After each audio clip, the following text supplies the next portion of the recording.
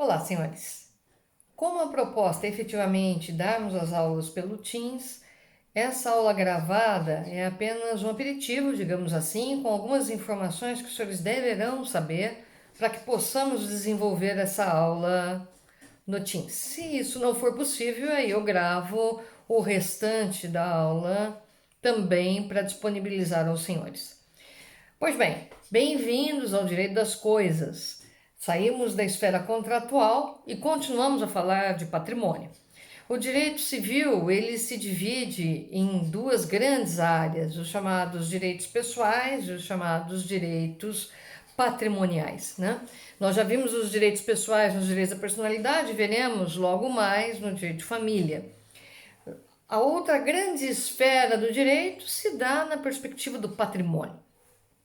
O direito ele se preocupa muito com o patrimônio? Não.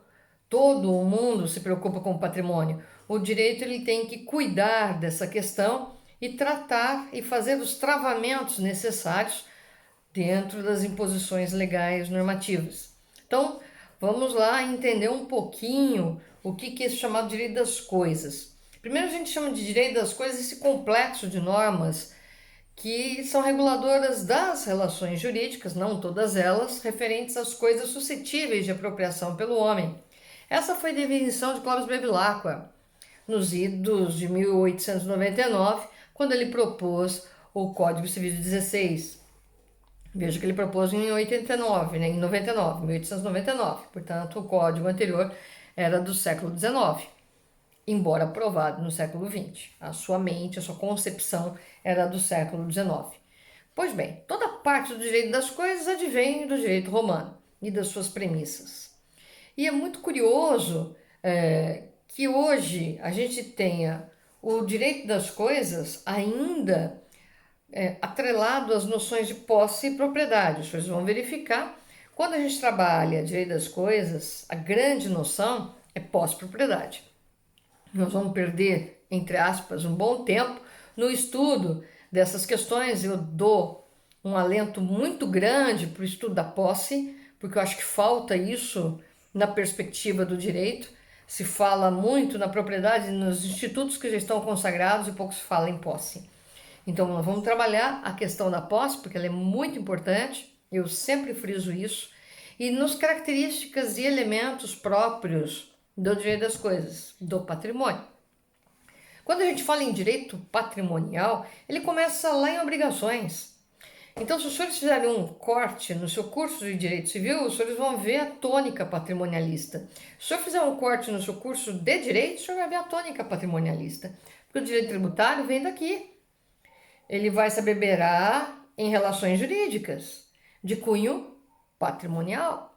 Quando você fala em patrimônio, você está falando em contratos, você está falando na sua consequência, que são as propriedades ou posses de bens.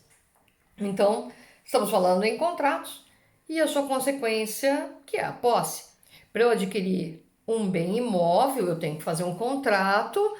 Fim do contrato, vai ser feita a escritura e eu vou ao cartório de registro de imóveis para poder garantir com o registro na matrícula que aquele imóvel passa a ser propriedade minha. Portanto, o estudo do patrimônio é um estudo muito interessante. Eu falo que é um estudo interessante porque, se os senhores pararem para pensar, e vamos pensar juntos, porque essa é a nossa função. Uma professora só nem se apresentou, vamos pular, essa é a nossa função, pensar juntos.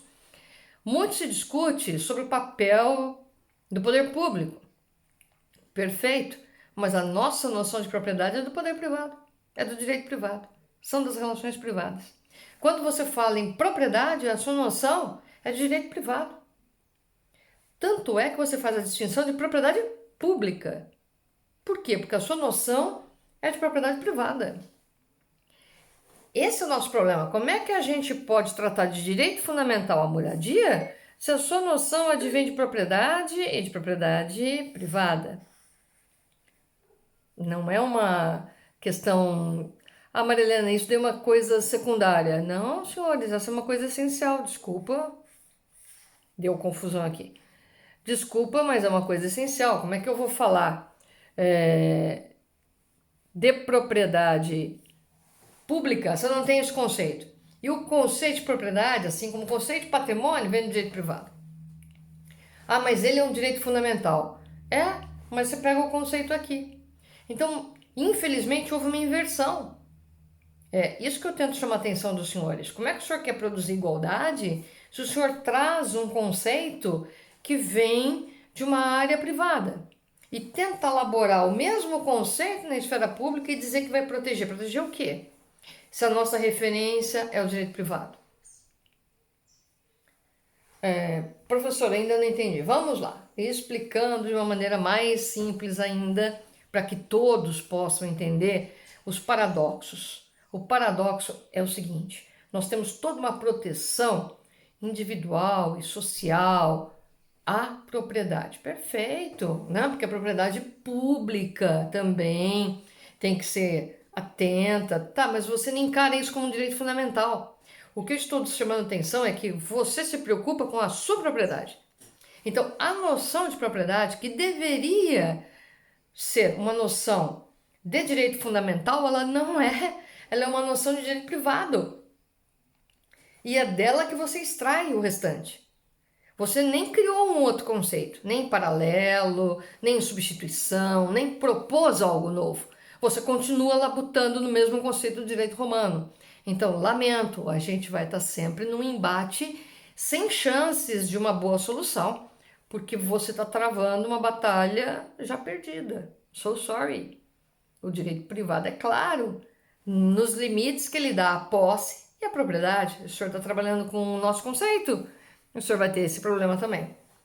Ah, mas o direito privado tem que se modernizar. O direito privado ele é arcaico, ele tem se modernizado. A área do direito mais difícil de mexer é exatamente a propriedade. Por quê, hein? Mexe com a propriedade de alguém. Esse conceito é muito arraigado. Para a gente mexer em termos de normatização é muito difícil. Tanto é que as normatizações que têm vindo da parte exatamente da propriedade pública que você vai encontrar no Código Civil. O que está fazendo lá, eu não sei. Mas é lá que você vai encontrar. Ah, porque é lá que fala de propriedade. De novo, olha o erro. Você está usando a propriedade dentro do conceito de direito privado. E querendo que o direito privado trabalhe a propriedade pública, não está dando para entender. Não é a função do direito privado. Só que em cima da gente está regularização fundiária, está um bando de coisa, até a área registral está aqui. Se você não aprende comigo em direito civil, você não vai aprender com ninguém em área registral. Em área registral é direito público. Eu posso dizer que uma coisa ela não é, direito privado. Mas quem tem interesse em resolver o problema? Quem tem problema em registro de sua propriedade. Portanto, quem vai se mexer com isso? Direito privado. Então, esse embate de direito público e privado, só para acusar, porque o direito público adora apontar o dedo e dizer, olha, o direito privado ele é muito arcaico. Então, ele usa uma noção de propriedade ultrapassada. Tá bom, me dê uma outra. Aliás, por que você não criou todo o direito fundamental de propriedade estabelecido em novas bases? Por que você está usando as bases antigas? A gente já sabe da dificuldade do próprio direito privado em modernizar-se. Eu não estou negando isso. Muito ao contrário, eu trabalho com essa área. Para quem não conhece ou para quem não sabe, eu trabalho com essa área de direito imobiliário, direito agrário, que é uma área bem mais específica. Eu tenho muito problema com cartório, eu tenho muito problema exatamente com a questão da função social, por isso que a gente vai trabalhar posse. Não é todo mundo que gosta dessa área, porque essa área é muito preto no branco, no sentido de você tem um documento, você tem um título, onde está o título, qual é a origem do título, comprova-se, não comprova-se. Então ela tem uma origem pública, porque quem emite um título de propriedade de terra, por exemplo, é o Estado. Ela tem uma origem pública, ela é regulada por todo o direito privado, né? E muitas vezes a gente acaba lá fazendo registro no cartório de registro imobiliário, que é uma questão pública. Então, essa transição que não fica muito bem explicada por nenhum autor. Acho que a Rosa Neri talvez seja a autora que tenta melhor elucidar esse paradoxo do direito público e do direito privado no embate sobre propriedade, aliás, sobre patrimônio, né? O patrimônio ele diz respeito a boa parte da vida de uma pessoa. Você fala, professora, mas o patrimônio não reduz a vida de uma pessoa? Não, mas diz como ela vai casar, que tipo de sucessão ela terá, os contratos que ela fará, se parar de empresa ou não, tudo isso a gente está discutindo patrimônio. Então, por mais que algumas pessoas tentem dizer, eu não gosto de direito civil, desculpa, é o direito do cotidiano, é onde você vive. Você não vive em outro planeta. Então, patrimônio vai fazer parte da sua existência. Ah, mas eu não tenho. Então, vai fazer parte da sua inexistência. Mas você vai estar lá alocado. E é uma briga que eu acho interessante, num ponto que a professora Rosa Nelly levanta, a professora Arnaldo Rizardo tem um ponto de vista diferente. A professora Rosa Nelly, ela levanta o seguinte ponto de vista, a seguinte posição. Ela fala, não tem direito não patrimonial. Ela chama atenção que o direito moral, ou dano moral, é dano patrimonial, porque ele vai ser convertido em patrimônio. Então, essa é uma visão extremamente patrimonialista do direito. É transformar tudo, e ela tenta explicar que a economia também não pode ficar reduzida, o direito não se reduz à economia, porque você tem de um lado mercado, economia, distribuição de renda, o aspecto tributário, o aspecto político. Essa é uma área que não funciona sozinha. Eu não posso criar um texto de lei e falar, pronto, agora aplica-se. Não no direito das coisas. Agora, o direito das coisas é a área do direito civil mais restrita. Por quê? Porque aquilo que não tiver previsto, o senhor não pode criar. Aqui não tem espaço para criação. Não no direito das coisas. A professora, mas nem na área do contratos tinha. Claro que tinha. Você tem uma série de contratos inominados. Tudo aquilo que não é proibido está permitido. O senhor pode contratar. O contrato não precisa ter nome. O senhor pode estabelecer uma nova forma contratual. Quanta gente agora foi atingida pela pandemia e você estabeleceu novas formas de relações de trabalho. Tudo isso é contrato. Então, que estava previsto? Não estava previsto. E, portanto, não pode existir? Claro que pode existir. Mas o nosso problema com a propriedade? Então, propriedade aí é complicado. Então, senhores, atenção, porque aqui quem gosta daquelas coisas quadradinhas vai muito bem na matéria. Quem gosta de dissertar também vai ter oportunidade de bem na matéria, mas vai encontrar uma série de dificuldades, sobretudo aquele povo do ius imbromante, né, que fica lá enrolando, porque entendo que não vai entender nada, ou está previsto na lei e é possível, ou não está rolado na norma e você não tem como aplicar. Eu não tenho como criar uma forma diferenciada. Eu não posso propor ações que não sejam aquelas estabelecidas. Aqui o direito é mais linear e bem positivado, o que está na norma. Né? Então, o direito das coisas não deixa espaço para muita folga no que tange a elucidar ou a dar tratos aí à bola e ao pensamento e criar teorias, não no direito das coisas. No direito das coisas nós temos normas, a gente vai ter uma dificuldade talvez na interpretação hermenêutica e na aplicabilidade por parte dos tribunais. Ponto. Esse é o direito das coisas. Formas de aquisição de propriedade são aquelas. Não adquirir a propriedade de uma outra forma, portanto, não. Não. Vocês já perceberam isso lá no direito contratual quando examinaram locação. Quando a gente viu a locação tem que ser contrato escrito, porque diz respeito a bem imóvel. Ah, mas a minha locação é verbal. Boa sorte, você não vai poder pleitear nada em juízo. Não, mas se eu puder provar não, né? O não impera. Não está previsto a possibilidade de, portanto, não se reconhece. Isso é uma coisa bem complicada. E aqui no direito das coisas, essas situações serão mais restritivas ainda. Né? Então, só para advertir os senhores, tenham um código atualizado, obviamente, né? Nós tivemos mudança no CPC, tivemos mudança nos direitos reais, então tenham um código atualizado por gentileza, pelo menos a partir de 2017. Então, antes de 2017, o seu código já perdeu um pouco de importância, então aproveitem a época, façam a troca para que a gente possa trabalhar essa questão patrimonial. Então, o direito civil patrimonial é importante. Dentro dele, você tem dois grandes pilares: direito dos contratos e direito das coisas. Saímos de um, vamos agora partir para o direito das coisas. Só falar assim, nossa professora ficou 15 minutos só para explicar uma questão básica, não é uma questão tão básica assim, não, gente. Todo mundo procura o justo. E o justo para o poder público é o justo que não é justo para você, né? Vocês brigam pela taxa de lixo. Então, vamos lá, né? O justo para um não necessariamente é justo para outro, né? O direito das coisas sempre decorrerá de contrato? Não, na sua maior parte, sim, vai decorrer de contrato, mas outras formas estão previstas aqui de direito das coisas. Portanto, patrimônio privado faz parte, sim, de vida privada, mas não se confunde. Então, no estabelecimento da nossa vida, a gente tem que arrumar a parte patrimonial também.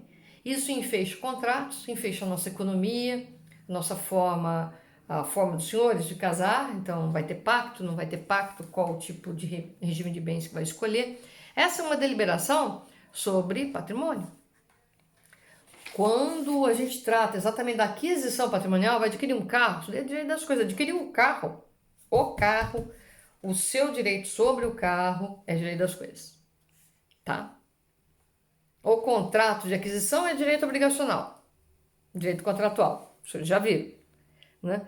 Mas a sua relação com o bem, de titular do bem, é de direito das coisas. E é essa a questão que a gente passa a examinar agora. Então, vamos lá. Tratando do direito das coisas, somente concerne ao direito das coisas os bens que podem ser objeto de apropriação pelo homem. Obviamente, o senhor não vai querer declarar-se proprietário da Lua, espero que não, né? Tem alguns loucos que querem, até de Marte, tem gente que já comprou terra, né? Eu acho interessante aqueles atores, atrizes e outros loucos de todo gênero que compram terras ou sítios lunares. Lunares não, né? Porque não é possível, porque algum louco já chegou lá e ficou uma bandeira americana, eu queria saber por quê, né? Com autorização de quê? Aí a gente fala dos lunáticos de antigamente que colocavam a bandeira no Oceano Pacífico. Então, é mais ou menos a mesma coisa, guardadas as devidas proporções. Tem gente comprando terreno em Lua de Júpiter, isso, em Marte, fala assim, ah, bonito. Para nós, o direito brasileiro, quem tem a propriedade tem que ter a posse, então vai lá.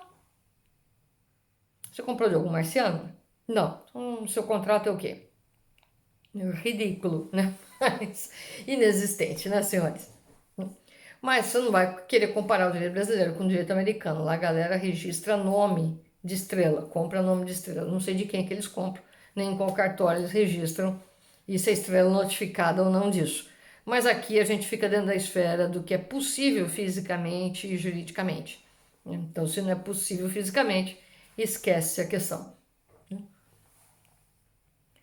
É interessante só destacar que o Código de 2002 ele não trata do direito de propriedade imaterial, tá? Que é o caso do direito autoral. Então, o Código de 2002 não trata do direito que não seja material, corpóreo, ok? Então, direito material está dentro do direito das coisas, o resto está fora.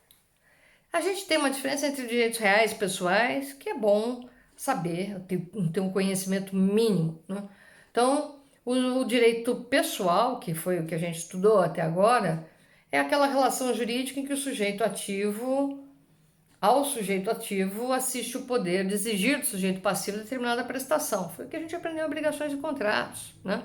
Então, o senhor faz uma obrigação, o senhor é o comprador, o outro é o vendedor, o senhor pode exigir dele a entrega do bem e o senhor tem que fazer o pagamento do preço.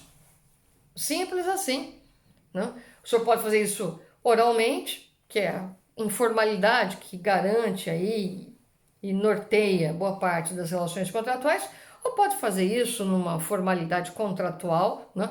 E você vai ter aí o contrato como a expressão primeira e talvez a mais importante dos direitos obrigacionais. Então, essa é a maneira usual do direito obrigacional. Quando que surge o direito real? Os direitos reais são a relação jurídica em virtude da qual o titular pode retirar da coisa, de modo exclusivo e contra todos, as utilidades que ela é capaz de produzir. Então, aí, nós temos algumas características dos direitos reais que são importantes. Então, os direitos reais são as relações jurídicas, não deixa de ser uma relação jurídica, pela qual eu, que sou o titular, ou a titular no caso, posso retirar da coisa qualquer coisa, um bem, importando qual seja, esse menso aqui. Eu posso retirar das coisas as utilidades de forma exclusiva e contra todos. Se alguém quiser pegar, eu falo, é meu, né? É meu, ninguém pega. Então, as utilidades que ele é capaz de produzir, no caso, limitadamente, uma quantidade de menos. Acabou, a gente tem sempre que ter um reserva, né? Então, brincadeiras à parte, tá aí uma noção muito básica e rasteira do que seja um direito real, né? A ideia é exatamente que os senhores não façam qualquer tipo de confusão. E, gente, é óbvio que aqui no chamado direito real, eu oponho esse direito erga omnes, ou seja, contra todos. A característica da propriedade do direito real é a exclusividade dele.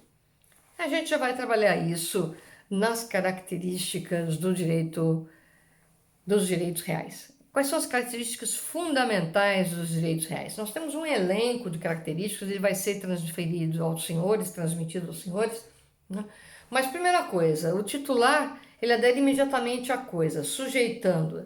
Então, na verdade, se eu tenho um livro, o livro é meu.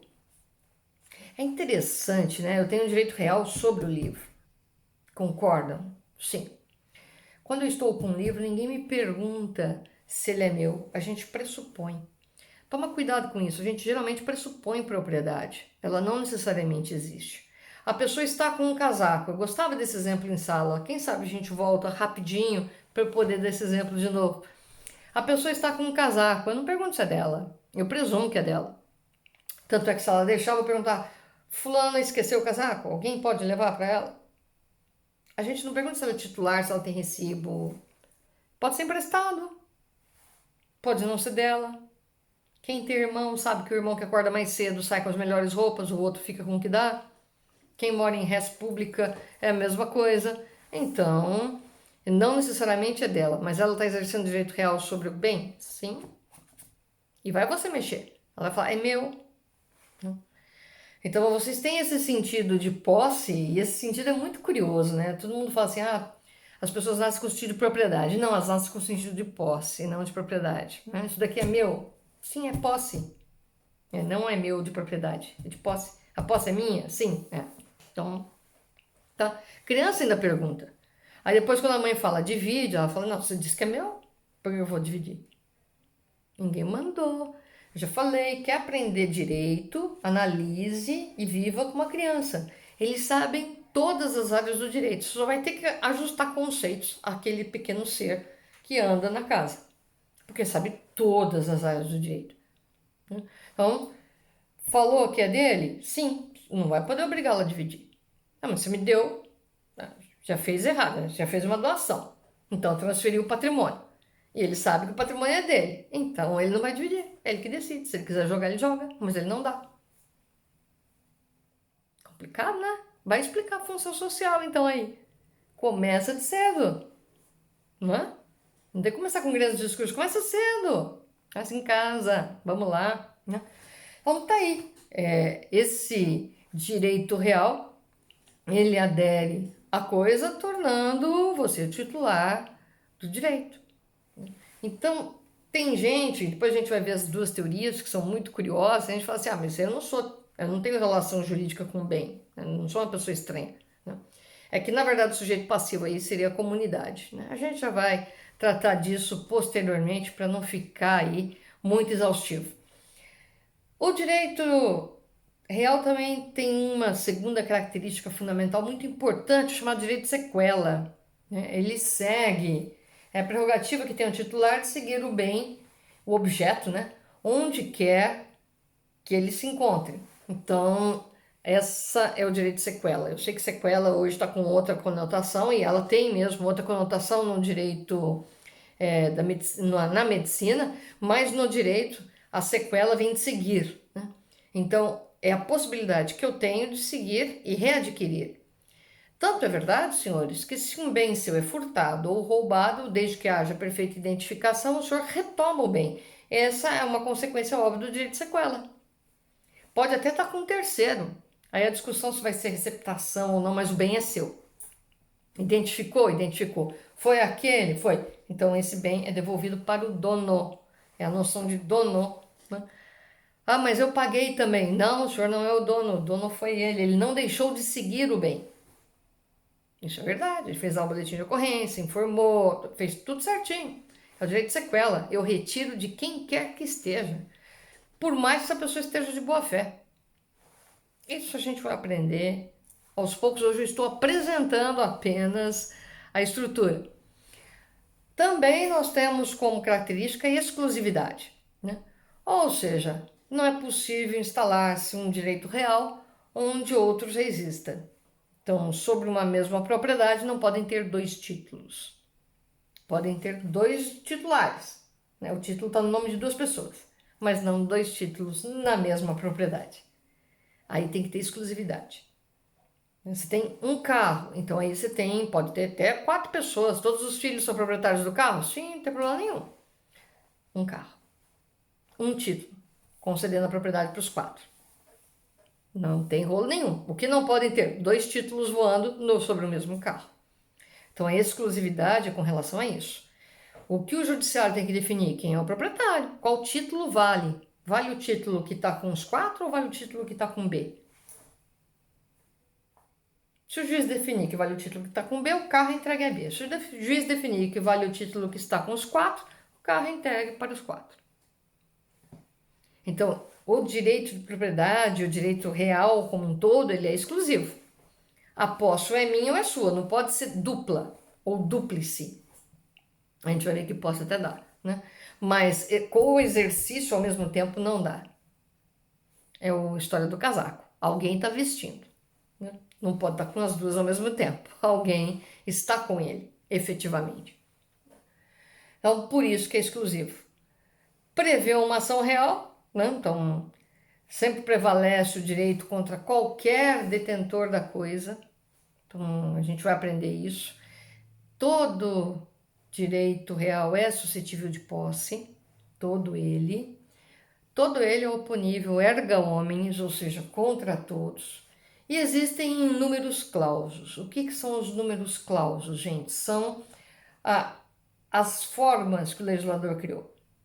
A gente não pode sair daquelas fórmulas e formas criadas pelo legislador. É aquilo que é permitido.